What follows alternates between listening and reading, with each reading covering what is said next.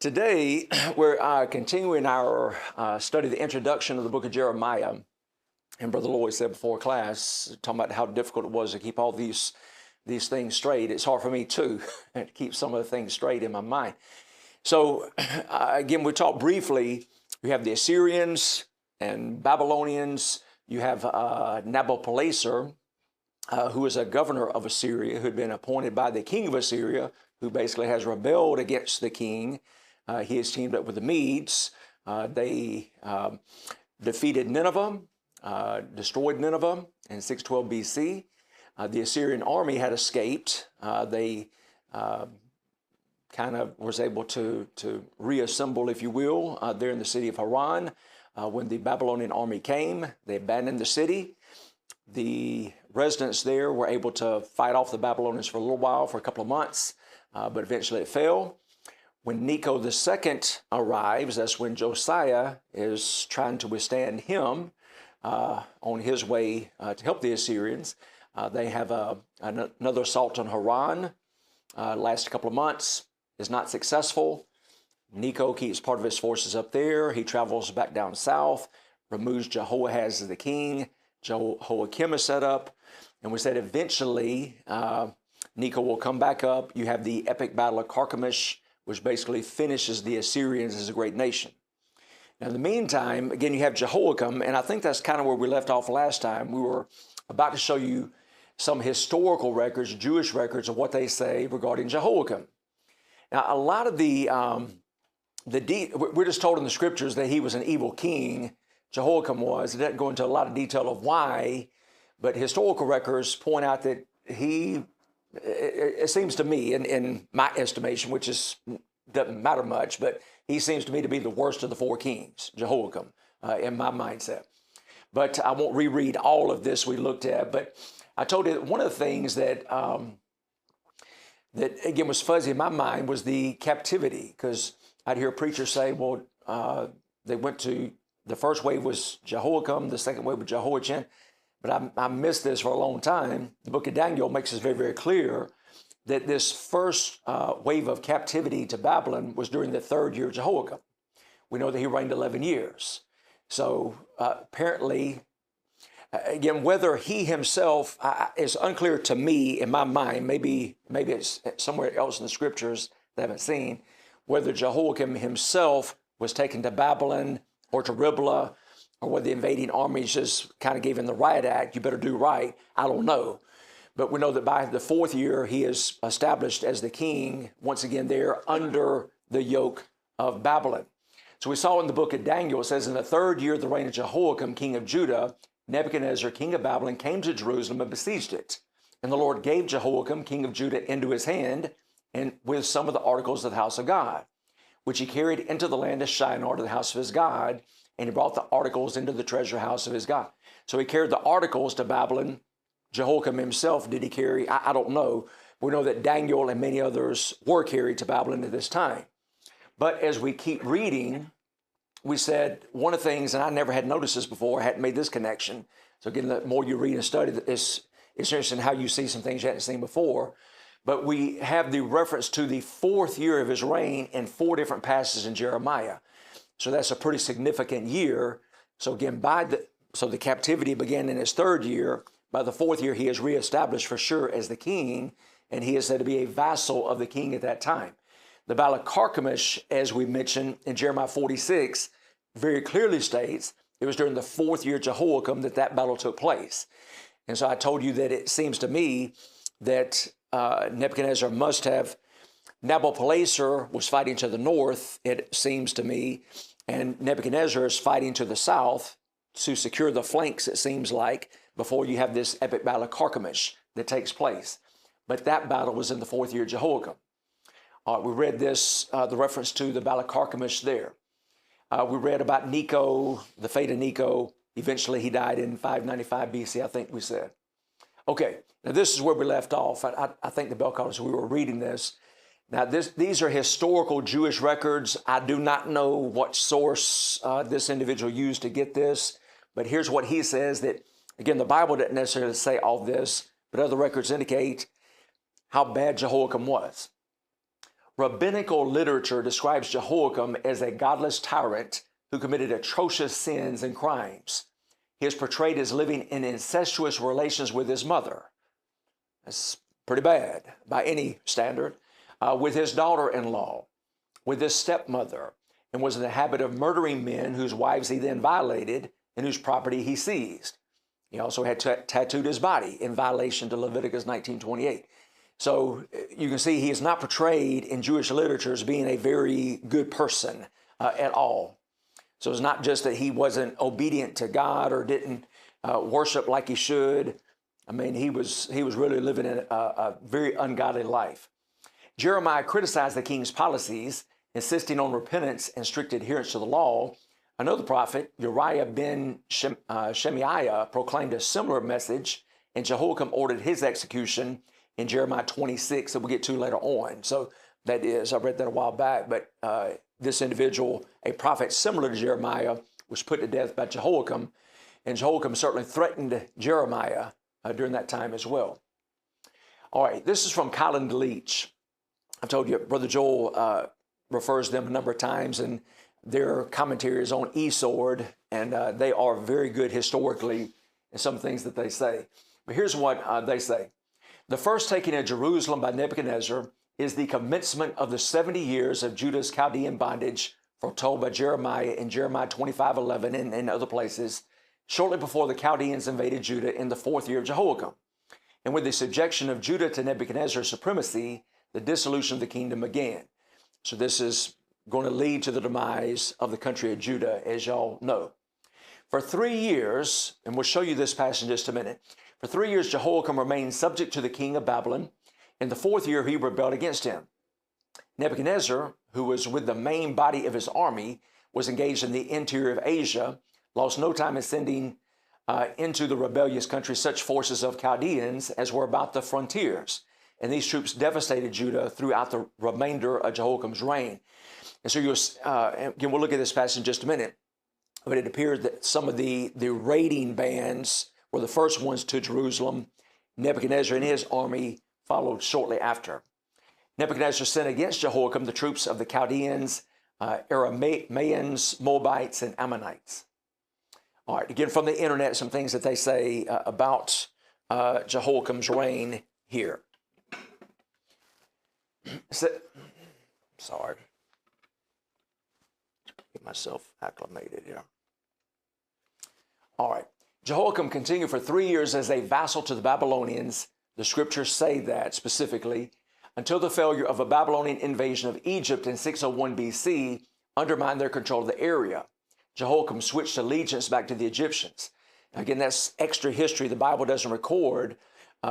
We see that Jehoiakim rebelled. We're not given the reason why, but apparently historically, Babylon tried to invade Egypt a few years after Carchemish. They failed outside of Egypt. Again, Egypt didn't come close to conquering them, but Egypt was able to defeat them in that battle. So apparently Jehoiakim is trying to, like people do in politics sometimes, align themselves with the winning side, so to speak. And so Jehoiakim, at this point, stops paying taxes to Babylon, and he aligns himself with the Egyptians. Again, Jeremiah warned him about this in some of those accounts. In late 598 BC, the Babylonian king, Nebuchadnezzar II, invaded Judah and again laid siege to Jerusalem, which lasted for 3 months. Jehoiakim died before the siege ended. Again, some of this is speculation, and so I'll tell you where they get that idea and kind of putting things together. I said the Bible doesn't give us, because that's not its purpose, it didn't give us a long timeline, a detailed timeline of what happened with Jehoiakim, but you can put together some ideas and make some inferences. The book of Chronicles recorded that Nebuchadnezzar, king of Babylon, bound him in fetters to carry him to Babylon. Jeremiah prophesied that he died without proper funeral, describing the people of Judah shall not lament for him, saying, alas, master, or alas, his glory. He shall be buried with the burial of a donkey, dragged and cast out beyond the gates of Jerusalem, and his dead body shall be cast out to the heat of the day and the frost of the night. Josephus wrote, again, a historian in the 1st century, shortly after the days of Jesus.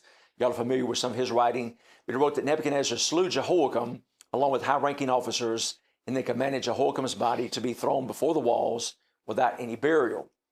Now here's the prophecies that they're recorded. This first one I was pretty familiar with. The second one, I'll be honest with you, I kind of had skipped over or didn't register to me, but these really are saying the same thing. So in Jeremiah 22, it says this, verse 18, therefore, thus says the Lord concerning Jehoiakim. It's always interesting to read that in the prophets, thus says the Lord. When the Lord says something, it's going to happen. We don't see the actual historical account in 2 Kings and 2 Chronicles, but you can bank on it that this happened. So as far as what he mentions here. But thus says the Lord concerning Jehoiakim, the son of Josiah, king of Judah, they shall not lament for him. They won't mourn for him, saying, alas, my brother, or alas, my sister. They shall not lament for him, saying, alas, master, or alas, his glory. We're saying that when he died, there wouldn't be a lot of people shedding many tears when he passed away. But here's what Jeremiah says. He shall be buried with the burial of a donkey, dragged and cast out beyond the gates of Jerusalem. Whereas he would not be buried. His body would just be thrown out outside the city of Jerusalem. Now, again, I've read this several times. It didn't really register, but this is saying the same thing in another way. In Jeremiah 36, Jeremiah gives another prophecy related to Jehoiakim. Therefore, I think it's after Jehoiakim had taken a penknife and cut up his words and thrown it in the fire, as y'all are familiar with. Therefore, thus saith the Lord of Jehoiakim, king of Judah, he shall have none to sit upon the throne of David. And this is also said about his son Jehoiachin, also in Jeremiah 22. We'll talk about that later on. He shall have none to sit upon the throne of David, and his dead body shall be cast out in the day to the heat, and in the night to the frost.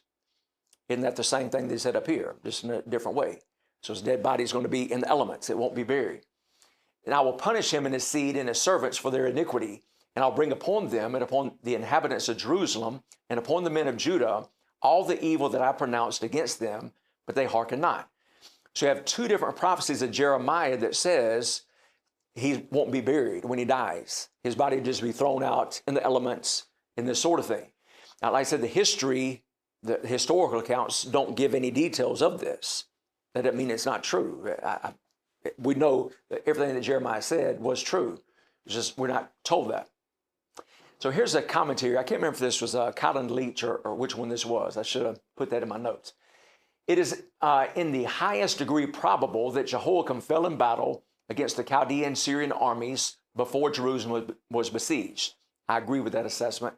And while the enemies were advancing against the city, also that he was left to lie unburied outside of Jerusalem. And again, a great statement that he makes here. The absence of direct testimony to the fulfillment of the prophecy before us, the two that I just read, cannot be ground for doubting that it was fulfilled. When we consider the great brevity of the notices of the last king's reigns given by the authors of the books of Kings and Chronicles. And that's true. We don't have very much detail given in those two historical records. So we can bank on the fact that what Jeremiah said did come true. All right, so this, again, there's not a lot said in the historical accounts of the actual battles that Jehoiakim fought and his fate other than he died. We're told in 2 Kings 24, verse 2, and the Lord sent against him, again, this is referring to Jehoiakim, raiding bands of Chaldeans, bands of Syrians, bands of Moabites, and bands of the people of Ammon. So again, raiding bands, it says. So again, kind of the outskirts of the major army is where I picture it. Kind of like in a lot of y'all are much more astute at warfare and all than I am. But when you think about the Civil War, you think of the cavalry and this sort of things, kind of the outskirts of the main body. So to me, that's what that seems to be. These are Chaldeans, Syrians, Moabites, people of Ammon. Moabites and Ammonites are the ones on the east side of the Jordan River. So apparently these are some of the frontal forces that are there attacking Jerusalem.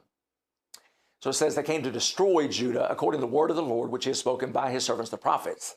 Surely at the commandment of the Lord, this came upon Judah. And the scriptures make it very, very plain. This is God's doing. He's using them to punish them for their sins. So this came upon Judah to remove them from his sight because of the sins of Manasseh that we're familiar with, according to all that he had done, and also because of the innocent blood that he has shed, for he had filled Jerusalem with innocent blood, which the Lord would not pardon. Now, the rest of the acts of Jehoiakim, and so this is all we see here. You see how brief the account is. It doesn't give us any detail to any great degree. Now, the rest of the acts of Jehoiakim and all that he did, are they not written in the book of the Chronicles of the Kings of Judah? So Jehoiakim rested with his fathers. He dies. Then Jehoiachin, his son, reigned in his place, and the king of Egypt did not come out of his land anymore, for the king of Babylon had taken all that belonged to the king of Egypt from the brook of Egypt to the river Euphrates. So again, the Egyptians had won a battle against them in 601 BC, but apparently they didn't have any more victories against them after that time.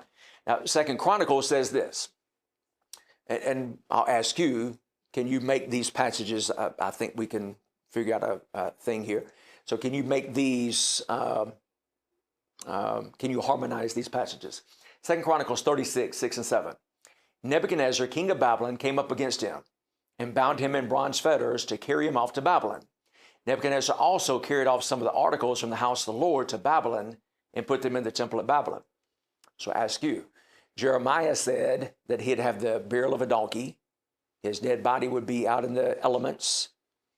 We're just told here that he died. And here it says that he was bound in bronze fetters to carry him off to Babylon. So how can y'all make all those passages harmonize? Are these contradictions? We know the answer to that, don't we? No contradiction. No, not for sure. There is something we missed. You don't contradict. So we see in 2 Kings, you see no details about his death as you see. It just says that he rested with his fathers. Again, Jeremiah says his body be thrown out outside the city walls. We know apparently there were bands, these bands that were coming against Jerusalem. It seems to me that he must have thought, and this I guess is a good military strategy, before they can surround you and choke you off, I'm going to go fight them. I'm going to fight them outside the city. And again, this is in my own mind. I see him being wounded here. And I want you to look close at this. Does this passage say that he was carried off to Babylon? He says he was bound. He was bound to carry, that's right. So he was bound to carry him. So again, this is how I see it in my own mind. I think he's wounded in the battle. He has bronze fetters put on him with the intention of carrying him to Babylon. I think he subsequently must have died. So they just threw him out as Jeremiah said. So that's how I visualize those passages. So again, if you look closely, it doesn't say he was carried off to Babylon. They was put in fetters to carry him off to Babylon, but apparently he died while he was being captured. And again, we don't see the record here of him having the burial of a donkey, but we can assume that's what happened, that his body was thrown out outside the wall. Any other questions or comments on that? It says Nebuchadnezzar also carried off some of the articles from the house of the Lord. 2 Kings said he took all of it. He carried out all the treasures of the house of the Lord. Unless that was a different. Apparently, it is the same time. It is the same time. That's a great question because I've thought the same thing. We saw that in the third year of Jehoiakim's reign, in the book of Daniel, it said that he carried off some of the articles of the temple. Here you see some more carried off. When the temple is destroyed in 586 BC, more were carried off. So apparently those are carried off in waves too, is the way that I visualize it, until eventually all of them were carried off, but it must have been in kind of waves, kind of like the captivity was. A great point. And that verse also, some is in italics. Yes. The translators added it. Yes, a good point. Good point. All right, so that brings us to the third of these successors of Josiah. There's only going to be one more. This one is really, really brief. Jehoiachin. Now, he's called by a couple different ways. His name is written and spelled. Jehoiachin. Jeconiah is another way to say it, and Coniah. In the book of Jeremiah, sometimes he's just called Coniah. Same person, same person. Jehoiachin began reigning at the age of 18 and reigned for only 3 months. Now, again, in looking at this, and I think it goes just to what we saw. Apparently, Jehoiakim went out to meet these first forces of the Babylonian army, was defeated and so forth. Nebuchadnezzar's main army arrived. They besieged the city. And again, that besiegement apparently lasted about 3 months before Jehoiachin finally, so his father dies. He is made the king at that point, but he reigns for only 3 months. So we see a little bit about him. So Jehoiakim rested with his fathers, as we said. Again, apparently had the burial of a donkey, as Jeremiah prophesied. Then Jehoiachin, his son, reigned in his place. 2 Chronicles 36:8 says, the parallel to this, now the rest of the acts of Jehoiakim, the abominations which he did, and what was found against him, indeed they're written in the book of the kings of Israel and Judah. Then Jehoiachin, his son, reigned in his place. Back to Kings, says, and the king of Egypt did not come out of his land anymore, for the king of Babylon had taken all that belonged to the king of Egypt from the brook of Egypt to the river Euphrates. So some of the things that Necho had taken when he marched north to try to help the Assyrians, he's lost all that now, lost all those possessions. Jehoiachin was 18 years old when he became the king. He reigned in Jerusalem 3 months. His mother's name was Nehushta, the daughter of Elnathan of Jerusalem. So this is a wife, one of the wives apparently of Jehoiakim. So he is the grandson of Josiah. Of all 4 of these rulers, 3 of them were sons. He's the only grandson of Josiah that reigned during this time. 2 Chronicles has a little different take, and this is a little bit controversial here. Jehoiachin was 8 years old when he became king and reigned in Jerusalem 3 months and 10 days. So it gives that part a little more exact, and he did evil in the sight of the Lord. Now, you see here in Kings it says 18 years, Chronicles says 8 years. And I've looked at that some, and y'all may have looked at that more than I have, but obviously both can't be true in this case. And the reading I've done on this said in the original, apparently in Chronicles, it was originally 18, and as people transcribed it over the years, apparently somebody lost the 1 in front of the 8. So I believe he was 18, not 8, but this is one place. This was not in the original, mistake in the original, but it was, I think people that transcribed it made a mistake over a period of time. We're told again that he did evil in the sight of the Lord according to all that his father had done. So he's only reigning for 3 months, but he's following right in his father's footsteps of Jehoiakim. All right, so Nebuchadnezzar. Again, Jehoiakim had been killed apparently or wounded and eventually died outside the city in some of the battles that were taking place. We see Nebuchadnezzar coming with the full might of his army now to punish Jerusalem. So Nebuchadnezzar lays siege. 2 Kings 24:10. At that time, the servants of Nebuchadnezzar, king of Babylon, came up against Jerusalem, and the city was besieged. So again, it's completely surrounded. They're trying to cut off any food, so forth, coming into the city. And Nebuchadnezzar, king of Babylon, came against the city, and his servants were besieging it. So Nebuchadnezzar himself was there in this particular event. Then Jehoiachin, king of Judah, his mother, his servants, his princes, and his officers went out to the king of Babylon. And the king of Babylon, in the 8th year of his reign, took him prisoner. That was the king's 8-year reign because Jehoiachin didn't reign it. Exactly. Yeah. Yes. Yes. A great point, Brother Lloyd. Remember when it talked about the 4th year of Jehoiakim, so it was the 1st year of Nebuchadnezzar. So the same year that Nebuchadnezzar had won the battle of Carchemish is when his father happened to have died, and he was made the king that same year. So if you calculate from that's your 8 years. It looks like he just surrendered right there. Yes. And I wish there's more details of this. We're going to look later on at Zedekiah in the book of Jeremiah several times. And it seems to me, Jeremiah seemed to have had a soft spot for Zedekiah. In my estimation, my opinion, which again is worth nothing, I think Zedekiah, I would say Jehoiakim was probably the worst of these 4. I think Zedekiah was probably the best of the 4. And he's still called evil, but I think he had a soft spot in his heart to some degree.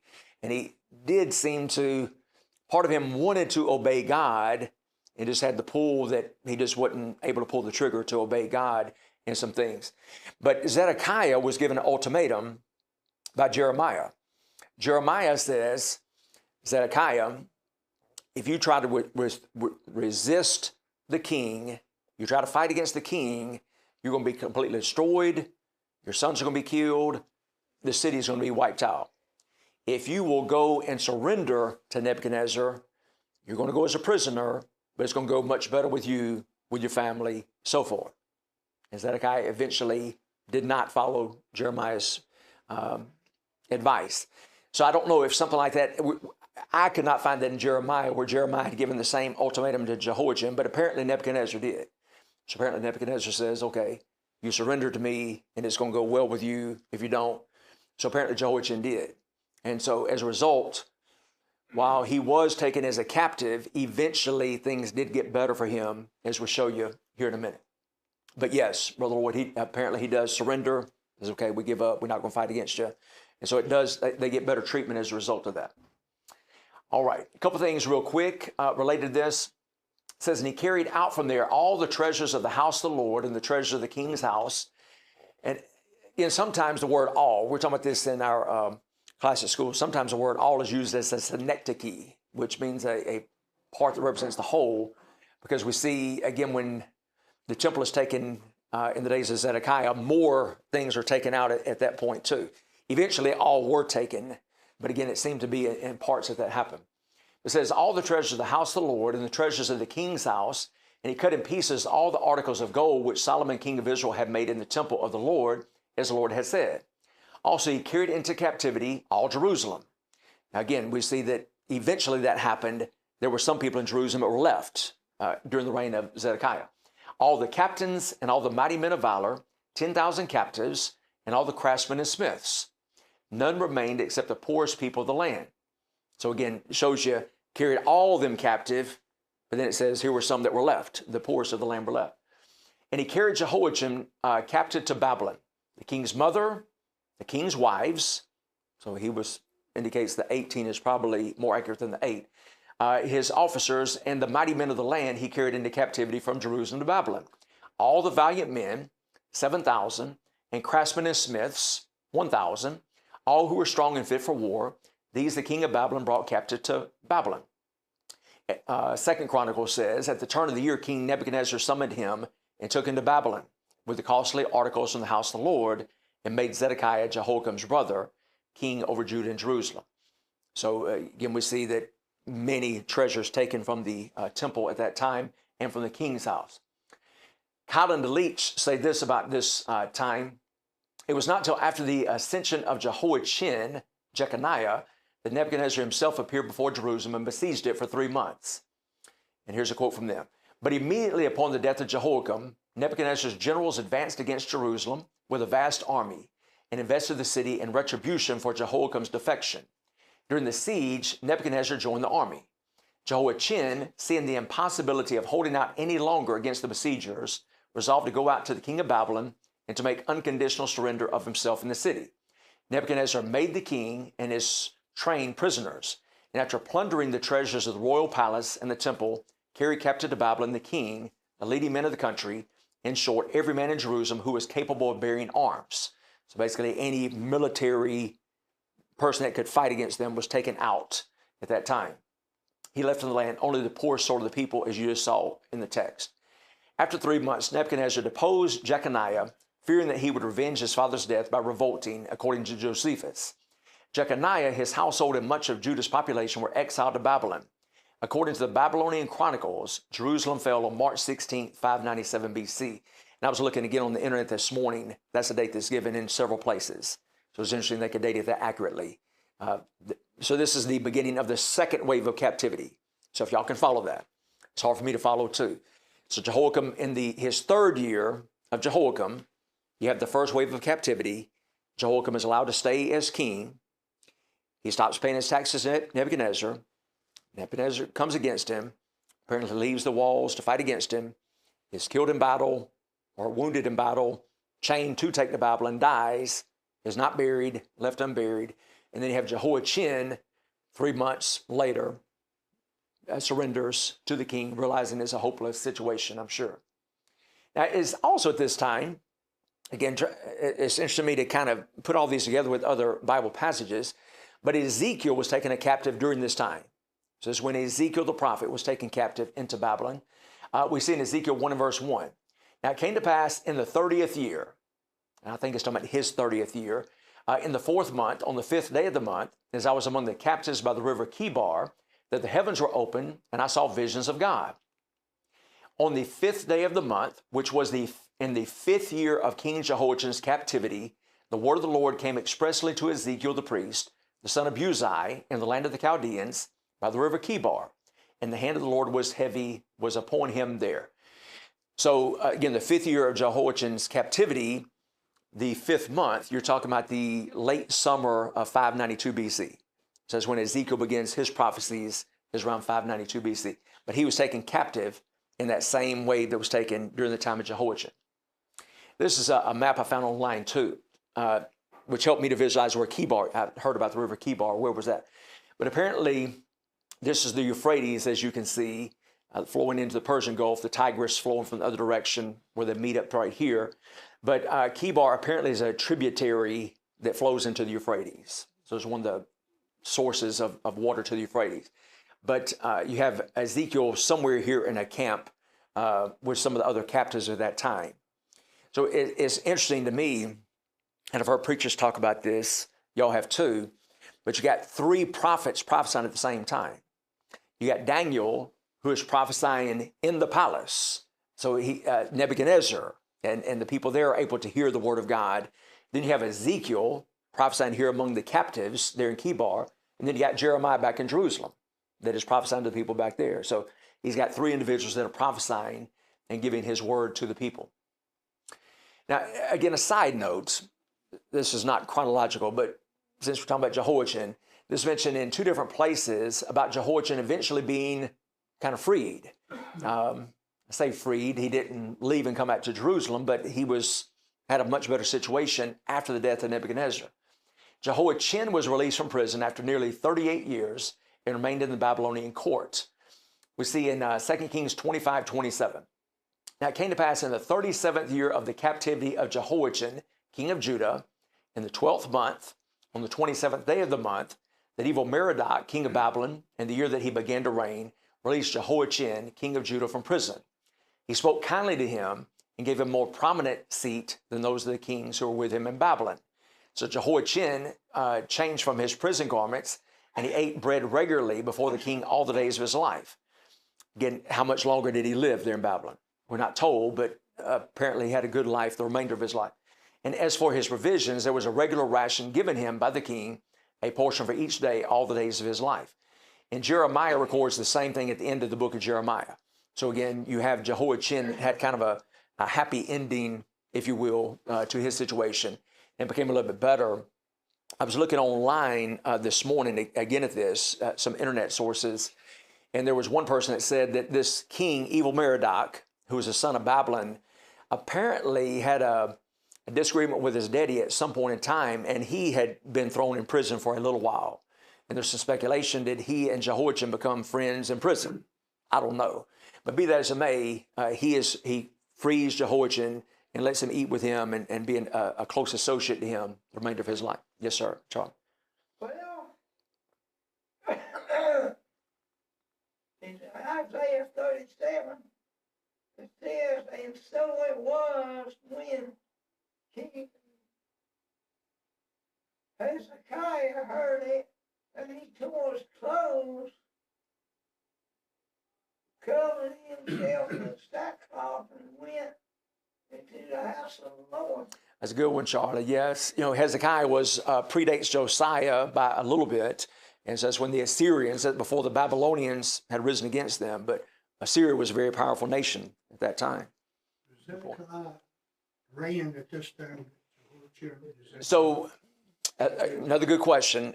Zedekiah, by this time, so if you go 37 years from 597, you're talking about roughly 560 BC. Jerusalem has fallen by that time. So Zedekiah, when this has happened, he has been defeated at this time. Zedekiah has been taken a prisoner in Babylon. Whether Zedekiah is still living or not, we don't know. Zedekiah, I know some of y'all know this, not that I want to give away the ending, but I know y'all know this already, but he's going to have his eyes gouged out and see his sons die and all that. Y'all familiar with that? But so how was Zedekiah still living at that time? I don't know. But Zedekiah is not reigning at that time. So Jerusalem itself has fallen when this occurs. Good question. All right. I found this online. And again, how accurate this is, again, you can be the judge. Nebuchadnezzar, again, had a very long reign, the longest of all these kings. This is his son, Evil Merodach, had the one that freed Jehoiachin, has a very short reign. And then you have this guy, Nergal-Sharezer, assassinates Evil Merodach. He is a son-in-law of Nebuchadnezzar, reigns for a brief time. Then you have this guy that assassinates this guy. So you have a lot of that going on that reigns for a very short time. Then you have Nabonidus, who basically was an absentee king. Very bizarre. He winds up not even staying in Babylon, living off, I forgot where he lived off at. I don't know if it was in Arabia or somewhere that he lived, and he turned his reign over to Belshazzar. Remember Belshazzar mentioned in Daniel 5, they saw the handwriting on the wall. And another interesting point where it just shows the accuracy of the Bible, where Belshazzar offers Nebuchadnezzar the rule as third in the kingdom. Say, well, why third in the kingdom? Because Belshazzar himself was the second in the kingdom, because his daddy was actually had the title of king, although Belshazzar was doing the work of the king. So another interesting side note related to that. All right, any questions or comments on any of this before we move on to the last one, Zedekiah? All right, so getting to Zedekiah, his original name was Mattaniah. Nebuchadnezzar gives him a new name. Y'all recall that Nebuchadnezzar had done that also with Daniel and his three friends, y'all familiar with.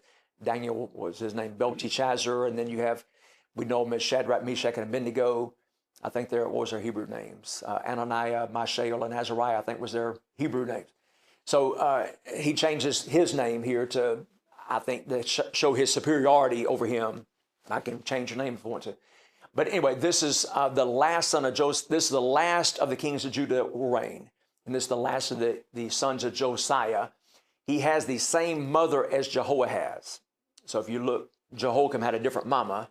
And Brother Henry made a good point about that. Might say a little bit about the mama, how bad some of these were. But anyway, here's a couple things. I think this is maybe Colin Leach that said this. Having taken an oath from Mattaniah, the uncle of the captive king Jehoiachin, and Jehoiakim's younger brother, Nebuchadnezzar installed him under the name of Zedekiah as vassal king over a land that had been robbed of all that was powerful or noble amongst its inhabitants. Whereas you think they would be unable to rebel against Nebuchadnezzar, that's probably what Nebuchadnezzar thinks. He has weakened them severely. Surely they wouldn't try to rebel against him again, but you'd be wrong. They will try to rebel against him once again. 2 Chronicles 36:10 says, at the turn of the year, King Nebuchadnezzar summoned him and took him to Babylon with the costly articles from the house of the Lord, talking about Jehoiachin, and made Zedekiah, Jehoiakim's brother, king over Judah and Jerusalem. 2 Kings says, then the king of Babylon made Mattaniah, Jehoiachin's uncle, it says here, king in his place, and changed his name to Zedekiah. Zedekiah was 21 years old when he became king, and he reigned 11 years in Jerusalem. And his mother's name was Hamutal, the daughter of Jeremiah of Libnah. Again, the same mama that Jehoahaz had. If y'all recall, y'all may remember us talking about Jeremiah. So again, different from our Jeremiah. But that would mean that he was, and again, Zedekiah, as I said, seems to have the softest heart of all four of these, which kind of makes some sense to me. He was about 10 years old when his daddy died. So again, maybe he was a little bit, maybe the example of his daddy had a little more impact on him than it did on his older brothers. 2 Chronicles 36:12 says, he did evil in the sight of the Lord his God and did not humble himself before Jeremiah the prophet, who spoke from the mouth of the Lord. And read Jeremiah's account. It reminds me of Agrippa in Acts 26:28. Y'all remember Agrippa's famous statement, almost, thou persuadest me to be a Christian. And it looks like to me Zedekiah, part of him is really wanting to listen to Jeremiah, is really wanting to follow his advice, but in the end he didn't pull the trigger and follow him. 2 Kings 24 says, he also did evil in the sight of the Lord according to all that Jehoiakim had done. Jeremiah's account says this, for because of the anger of the Lord, this happened in Jerusalem and Judah, that he finally cast them out from his presence. Then Zedekiah rebelled against the king of Babylon, which again was not a wise decision, but he will rebel. As weakened as they are, again, they've had all these military people, all the money that's been taken out of the country, still tries to rebel against them. All right, so here is, again, it's Jerusalem, just to show you a picture of this, the Babylonian Empire. again, had taken over the old Assyrian Empire for the most part. We can see at this time, again, Jerusalem is under the Babylonian rule. They have a kind of a vassal king, a puppet king. Here's Babylon across there on the Euphrates and Tigris. This is showing Nebuchadnezzar's campaigns against Judah. I'm sure y'all can't see that. I can barely see that up here. But you have some of his travels various times against them and removing these kings, his campaigns against Egypt, etc. All right, Collin de Leach say this about Zedekiah's reign. It says, nor did Zedekiah either keep true to the oath of allegiance he had sworn and pledged the king of Babylon. In the 4th year of his reign, ambassadors appeared from neighboring states of Edom, Ammon, Moab, Tyre, and Sidon, seeking to organize a vast coalition against the Chaldean supremacy. Their mission was indeed unsuccessful, for Jeremiah crushed the people's hopes of a speedy return of the exiles in Babylon by repeated and emphatic declaration that the Babylonian bondage must last 70 years. I think Dad alluded to that, one of the prophets saying it's just going to be 2 more years, and Jeremiah saying, nope, it's going to be 70 years. So again, he keeps telling them that, and eventually he's proven to be true. In the same year, Zedekiah visited Babylon, and we have referenced this in the book of Jeremiah. So briefly visited and I guess assured them that he was going to be loyal and so forth. Apparently, in order to assure his liege lord of his loyalty and to deceive him as to his projects. And this is what this account in Jeremiah 51. The word which Jeremiah the prophet commanded Seraiah, the son of Neriah, the son of Maaseiah, when he went with Zedekiah, the king of Judah, to Babylon in the 4th year of his reign. So again, Zedekiah made a trip to Babylon in the 4th year, and Jeremiah, if I recall correctly, he gave Seraiah something to read to the people when he went there. All right, again, Collin Leach say this about his rebellion to Nebuchadnezzar. But in Zedekiah's 9th year, Hophra, or Apries, the grandson of Necho, succeeded to the crown of Egypt. And Zedekiah, trusting in the help of Egypt, broke the oath he had sworn and tried to shake off the Babylonian yoke. The same thing Jehoiakim had done. Kind of relying, well, Egypt has our back. Well, again, Egypt wasn't in much position to defend anybody at this time either.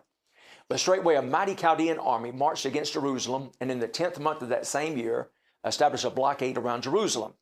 The Egyptian army advanced to relieve the beleaguered city, and for a time compelled the Chaldeans to raise the siege, or to leave the area. But it was in the end defeated by the Chaldeans, and the siege was again resumed with all rigor. For about 18 months, all the enemy's efforts to master the strong city were in vain. So they held out for a year and a half, which is pretty impressive too. In the 4th month of the 11th year of Zedekiah, the Chaldean battering rams made a breach in the northern wall, and through this the besiegers made their way into the lower city. The defenders withdrew to the Temple Hill and the city of Zion. And when the Chaldeans began to storm these strongholds during the night, Zedekiah, under cover of darkness, fled with the rest of his soldiers by the door between the 2 walls by the king's garden. He was, however, overtaken in the steeps of Jericho by the pursuing Chaldeans, made prisoner, and carried to Riblah in Syria. And we see those accounts at the end of 2 Kings, the end of 2 Chronicles. Jeremiah himself also records this event. So this is what they were talking about here. So this is from Jeremiah 39. In the 11th year of Zedekiah, in the 4th month, on the 9th day of the month, the city was penetrated. Then all the princes of the king of Babylon came in and sat in the middle gate. Nergal-Sharezer, Shamgar-Nebo, Sarsekim, Rabsaris, Nergal-Sharezer. It seemed like that was one of the king's lists. I need to go back and look at that. Is that one that later on became one of the king? Babylon. Rabmig with the rest of the princes of the king of Babylon. So it was when Zedekiah, the king of Judah, and all the men of war saw them, that they fled and went out of the city by night, by way of the king's garden, by the gate between the 2 walls, and then went out by way of the plain.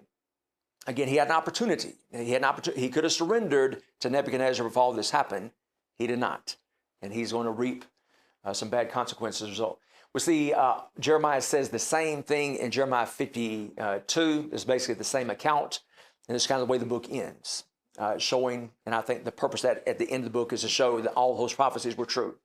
Everything Jeremiah told him was going to happen, did happen. And again, we see a very similar account in 2 Kings 25. Many people believe Jeremiah was the writer of 1st and 2nd Kings. I happen to think that same thing. But The gate between the two walls seemed to be a pretty popular exit. yes, Used it yes, Several times. yes, sir. Yes, sir. Makes All you right. wonder what it was about it. It's how the King's Garden. Yes, sir. There's a special way the king could escape if. I don't know. I guess maybe that's supposed to be the escape hatch. I guess. Yeah. All right. Hopefully, Lord willing, we'll finish up the introduction next week. Thank you for your good attention, Charlie.